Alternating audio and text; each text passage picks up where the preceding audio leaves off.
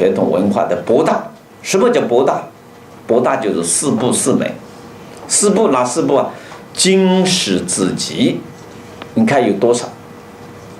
集，什么叫做集啊？相同的文章别在一起就叫做集，把诗歌别在一起叫做诗歌集，把散文别在一起叫散文集，把小说别在一起叫小说集，是吧？把戏剧别在一起叫做戏剧集，相同类的文章别在一起叫做集。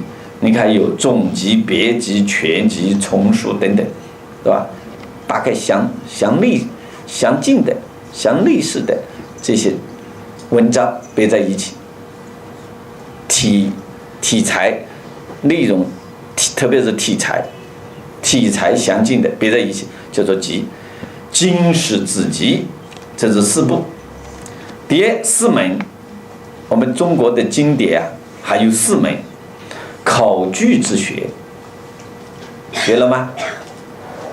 词章之学、经史之学、义理之学，四部四门加起来，叫做中国文化传统文化的博大。用数字来描绘中华民族有多少部经典？多少部呢？全世界各个民族加起来的经典都没有我们中华民族一个民族的经典多，所以我们要为中华民族感到自豪。我们是中华民族的子孙，我们要感恩我们的老祖宗留下这么多宝贵的财富。有多少部呢？最重要的经典有多少部呢？将近3万部，3万部。所以我爷爷小时候就经常告诉我，他讲你要好好读书啦，你要多读点书啦，书呢是读不完的啦。他就讲，杀不完的猪啊，读不完的书啊，记住吗？杀不完的猪啊，读不完的书啊。最重要经典3万部。我就问南老师，我讲南老师啊，怎样才算国学大师啊？南老师说，国学大师啊，他讲我的标准是要研究透、读懂、读透、研究透5000部经典以上，才算国学大师。请问在座的有几个研究了5000部经典的？有吧？500部读了吗？没有。50部读了吗？我告诉你，我原来没有研究中华文化经典之前，我5部经典都没读过。读了一部《论语》，《论语》里面511章，我只读了5章；《大学》只读了2章；老子只读了3章，是吧？没读过。没有完整的读过，例文对应我没看见过，尚书我没看见过，陈规我没看见过，我这列子、广子，我过去根本没读过，是吧？韩非子没读过，鬼谷子没读过，你读过吧？所以经典啊，我一读鬼谷子啊，吓一跳。这么有智慧，这么好的东西，怎么？我看我们中国当领导的怎么来谋划读啊鬼谷子，什么思想、策划思想都有了。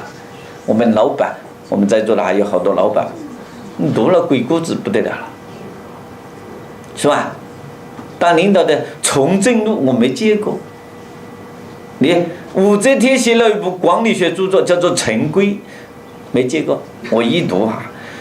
原来我是对武则天啊好恨的，讲他太厉害了，连自己子女也杀。我读了他的《陈规》以后，我好敬佩武则天的，是吧？所以我们在座的各位啊，中华文化博大，精神在哪里啊？精神就在这里。中华传统文化经典著作里蕴含着、包含着10大精神。我主要10大精神，还有很多精神，最重要的有10大精神。你看，为什么我们过去思考，为什么中华民族不灭亡啊？难怪一有这么文化不灭亡，就民族就不灭亡。第一，不光有文化，而且有这10大精神。10大精神，你看，天人合一，爱国统一，以人为本，富国富民，到自强不息。只要这10种精神不丢，这个民族不得了。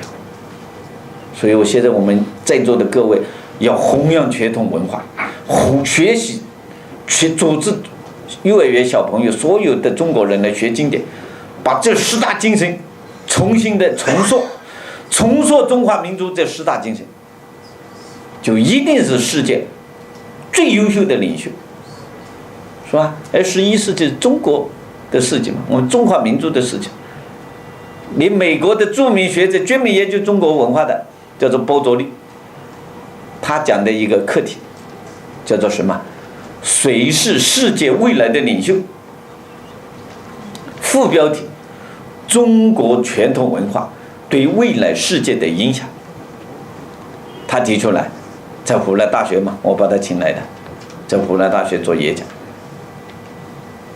未来的领袖是中华民族。中华民族要想做好领袖，必须不能丢传统文化。所以，中国传统文化对未来世界的影响，它的副标题，他和我在这里住了几个晚上，每天晚上和我聊。他讲如果中华民族只要把传统文化恢复弘扬，全世界人都要向你们学习。